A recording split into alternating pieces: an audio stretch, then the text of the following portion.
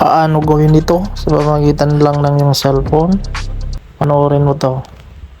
Mag-video ka lang ng parang nagbabato ng sapatos.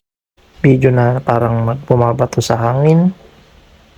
Tapos yung sumisipa. Change outfit. Tapos sumipa ulit. Tapos yung huli, kunin mo yung sapatos at i-video mo na umiikot.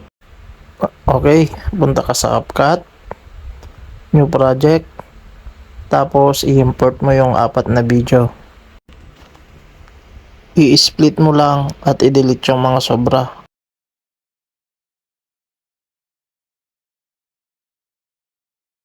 Ayusin mo lang hanggang sa maging ganito ang itsura.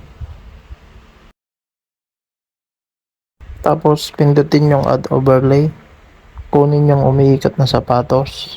Press nyo lang at ipunta sa left side hanggang sa video na bumabato ng hangin. Pindutin yung cutout. Tapos pumunta sa customize cutout. Brush. Tapos kulayan mo lang yung sapatos. Pindutin yung keyframe, yung parang diamond. Igalaw mo lang yung sapatos. Lagyan mo lang ng gusto mong music. Hanggang sa maging ganito.